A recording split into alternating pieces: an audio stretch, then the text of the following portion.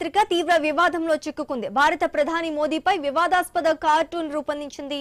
పాములు పట్టే వ్యక్తిలా చిత్రీకరించి వివాదానికి కేంద్ర బిందువుగా మారింది. ఆ కార్టూన్ లో ఒక గ్యాస్ స్టేషన్ కు సంబంధించిన పెట్రోల్ పైపును పాములా చూపిస్తూ దాన్ని ఊదుతూ పామును ఆడిస్తున్న వ్యక్తిగా ప్రధానిని చిత్రీకరించారు.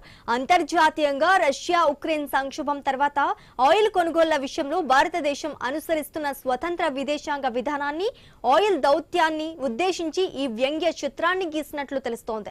దీనికి తోడు జర్నలిస్టు ఫ్రాంక్ రొసావిక్ రాసిన విశ్లేషణాత్మక వ్యాసానికి జతగా ఈ బొమ్మను ప్రస్తారిస్తూ దానికి కింద ఒక తెలివైన కానీ కొంచెం చిరాకు తెప్పించే వ్యక్తి అంటూ వివాదాస్పద శీర్షికను కూడా జత చేసింది.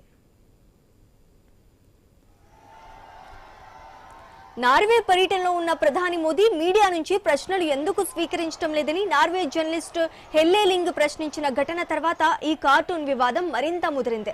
నార్వే ప్రధానితో కలిసిన సంయుక్తంగా పాల్గొన్న కార్యక్రమంలో ఆమె ఈ ప్రశ్న లేవనెత్తగా మోదీ స్పందించలేదు. ఈ ఘటనకు సంబంధించిన వీడియో వైరల్ కావడంతో అంతర్జాతీయంగా చర్చనీయాంశంగా మారింది.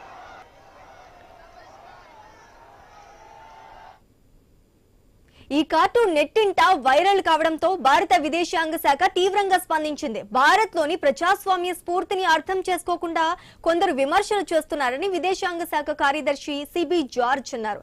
భారత్ విస్తృతి సంక్లిష్టత గురించి తెలియకుండా ఏవో కొన్ని అజ్ఞాన ఎన్టీఓలు ఇచ్చే నివేదికలు చదివి ప్రశ్నలు అడుగుతున్నారని ఘాటుగా బదిలిచ్చారు. ఒక్క ఢిల్లీలోనే 200 టీవీ ఛానళ్లు ఉన్నాయని, ఇక్కడ వాక్ స్వాతంత్రం ఎంత బలంగా ఉందో అర్థం చేసుకోవచ్చని ఆయన వివరించారు. భారత రాజ్యాంగం ప్రతి పౌరుడికి ప్రాథమిక హక్కులను కల్పిస్తోందని, వాటిని భంగం కలిగితే న్యాయపరమైన రక్షణ కూడా ఉంటోందని స్పందించారు.